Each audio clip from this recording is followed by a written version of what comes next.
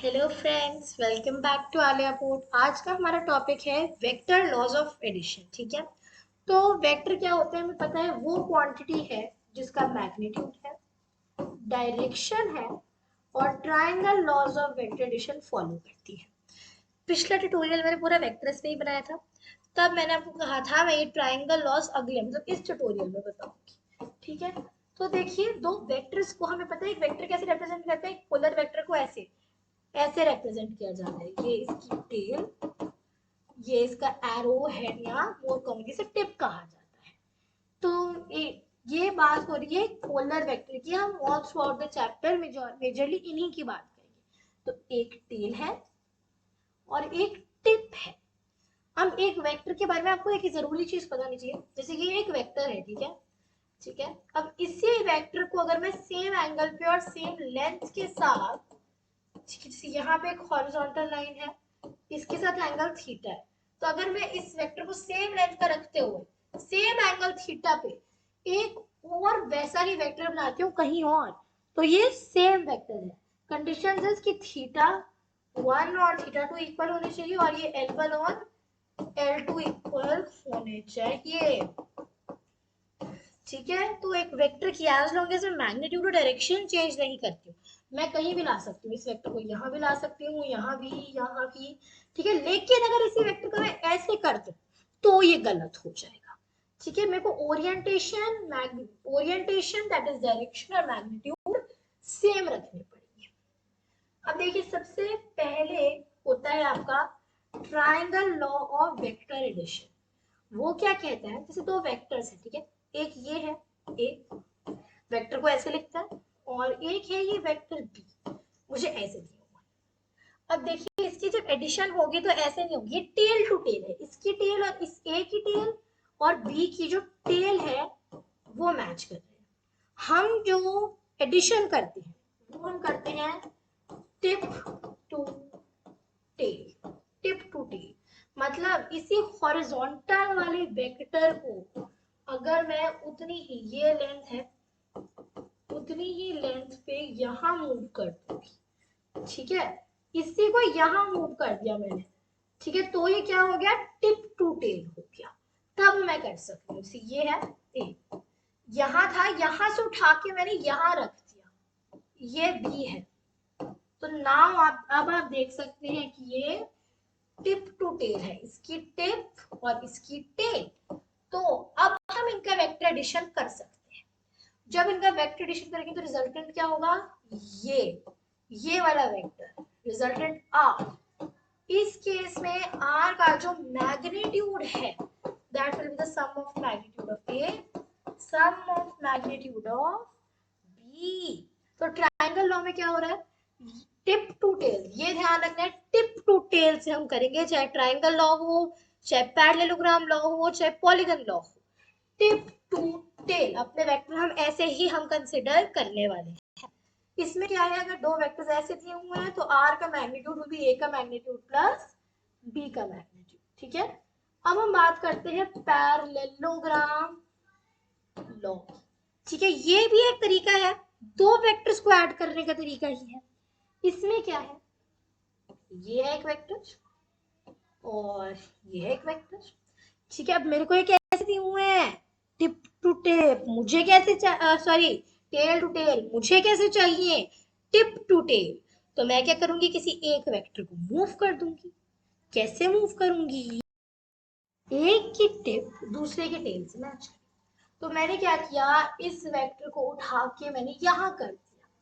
ठीक है, तो क्या किया, ये है, ये एज इट इज रखा और ये वाला ऊपर यहाँ लिया। ठीक है, अब मेरे पास क्या बना, ये है इसका रिजल्टेंट आर।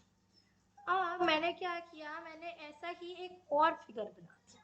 ठीक है, उसमें क्या किया, ये इसमें अब मैं टिप टू टेल की चिंता नहीं करूंगी, ये ए था, ये बी था, अब मैंने बी जैसा ही बना दिया ये, और एक सेकेंड, हाँ, और एक ए जैसा ही बना दिया ये।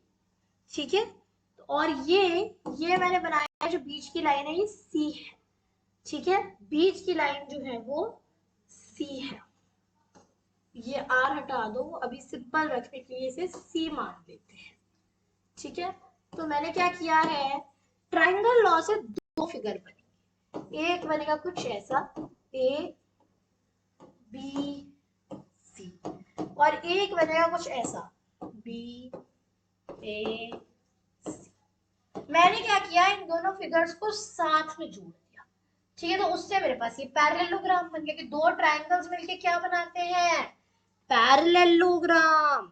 ठीक है, मैंने क्या किया इस ट्राइंगल में, एक सेकंड, इसमें देखिए ये और ये मैंने थोड़े से डॉटेड लाइंस दिख लिया। ये जो एंगल बनेगा, अगर वैसे थीटा मान लो, इसे थीटा मान सकते हैं, ये कितना होगा और ये कितना होगा। देखिए मुझे पता है कि ये कितनी है, ये ए है, तो ये है ए साइन थीटा और ये है ए कॉस थीटा, राइट। मुझे कैसे पता, देखो ए ये है, ये लाइन ए है, साइन थीटा होगी जो भी ये परपेंडिकुलर है अपॉन ए, ए यहाँ जाएगी ए साइन थीटा, सिमिलरली इसका बनेगा ए कॉस थीटा। ठीक है, अब इस एंगल को, इस वाले को मान लो, मैंने कहा अल्फा है ये मान लो।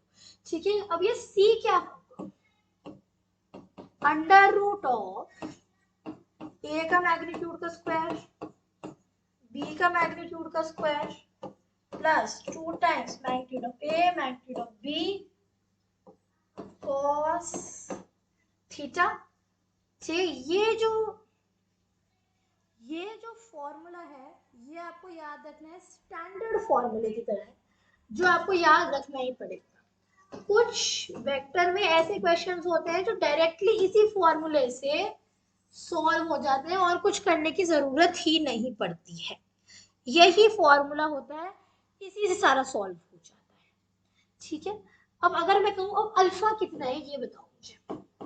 देखिए अल्फा को मैं कैसे डिफाइन कर सकती हूँ, alpha can be defined in the terms of tan alpha, right. तो अब ये tan अल्फा कितना होगा, ये है tan अल्फा होगा, एक सेकेंड, ये tan अल्फा मैं दिखाऊंगी ग्रीन में, tan अल्फा होगा ये अपॉन ये पूरा। ठीक है, ये कितना दिया हुआ है मुझे, ए साइन थीटा अपॉन ये क्या है, बी प्लस ए कॉस थीटा, बी प्लस ए कॉस थीटा। तो अल्फा कितना होगा, tan -1 ए साइन थीटा, बी प्लस ए कॉस थीटा। ठीक है, तो अल्फा की वैल्यू हमने कैसे निकाली, tan अल्फा से। tan अल्फा हमने देखा कि अच्छा ये पैरेललोग्राम है, ये राइट एंगल है, और ये राइट एंगल ट्रायंगल बन रहा है। ये राइट एंगल ट्रायंगल अगर हम अलग से बनाए, देखिए ए साइन थीटा, ठीक है, अब ये दो पार्ट में बन रहा है, अल्फा ये है ए कॉस थीटा, ये है बी, तो tan अल्फा होगा, ये 90 डिग्री है, तो ये अपॉन ये होगा tan अल्फा, वही हमने यहाँ पे किया है। ठीक है, तो उससे अल्फा के हमारे पास ये वैल्यू आई है, ये, और सी की क्या वैल्यू आई है रिजल्टेंट की, ये वैल्यू है अगर हम पैरेललोग्राम लॉ से सॉल्व करते हैं। लेकिन प्लीज नोट, इससे सिर्फ रिजल्टेंट का मैग्नीट्यूड निकलेगा। ठीक है, अब देखिए इसमें एक और इम्पोर्टेंट चीज है जो मुझे डिस्कस करनी थी, रिजल्टेंट की जो वैल्यू है उसके बारे में। देखिए सबसे ज्यादा रिजल्टेंट की वैल्यू किस पे डिपेंड करती है, देखिए ए और बी पे तो करती है, लेकिन ए और बी से चेंज नहीं है। अगर वही दो मैग्नीट्यूड अलग अलग चाहिए तो हमको थीटा में चेंज लाना पड़ेगा। तो cos थीटा की वैल्यू सबसे ज्यादा कितनी हो सकती है, 1 कब होती है, जब थीटा होता है 0। तो for theta is equal to 0 under root of A square B square, cos theta हो गया 1, तो प्लस 2ab, मतलब a प्लस बी। ठीक है, तो रिजल्टेंट कितना होगा, a plus B, this is your maximum case. अब cos थीटा की वैल्यू सबसे कम क्या होगी, -1, for theta is equal to 180 degree, तो उससे क्या होगा, इसी में -2ab पड़ जाएगा, मतलब r is equal to a minus B. ठीक है, तो ये है मैक्सिमम वैल्यू और ये है minimum value of resultant which is r की जो मैक्सिमम वैल्यू है वो होगी मैग्नीट्यूड्स का सम और मिनिमम वैल्यू जो है मैग्नीट्यूड्स का डिफरेंस। ठीक है, अब एक और लास्ट लॉ है, that is the polygon law. देखिए इससे ऊपर जितने भी हमने लॉज देखे हैं उन सब में हमने क्या किया था, दो वेक्टर्स ऐड किए थे।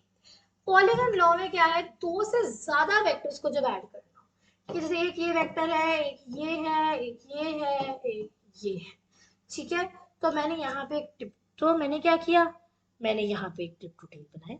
ठीक है, टिप टू टेल बना के कैसे बनाया, देखिए ऐसे अलग इंक से बनाया ताकि डिस्टिंक्टली दिख जाए, ये बनाया मैंने। अब ये आर रिजल्टेंट कितना होगा, आर रिजल्टेंट होगा जैसे ये अगर ए है, बी है, सी है, डी है, तो ए का मैग्नीट्यूड, बी का मैग्नीट्यूड, सी का मैग्नीट्यूड, डी का मैग्नीट्यूड। ठीक है, सिमिलरली अगर यहाँ एक और होती ई मैग्नीट्यूड वाई तो प्लस ई का मैग्नीट्यूड आ जाता और ये ऐसे ऐसे चलता रहता। तो इसमें क्या है, देखिए ये रिजल्टेंट फोर्स है, हमने कहा कि बाकी सारी फोर्स है तो ट्राइंगल लॉ की तरह ही जितनी भी फोर्स है सबका मैग्नीट्यूड का आप सम कर दोगे, that will be equal to the resultant. ठीक है, तो आई होप के जो वेक्टर एडिशन के लॉज है वो क्लियर है। ठीक है, सबसे पहले है ट्रायंगल लॉ, फिर है पैरेललोग्राम लॉ, पैरेललोग्राम लॉ, और फिर है आपका पॉलीगॉन लॉ। ठीक है, तो आई होप ये जो कॉन्सेप्ट है एडिशन ऑफ वेक्टर्स का वो क्लियर है। That was all for today's video, goodbye, thanks for watching.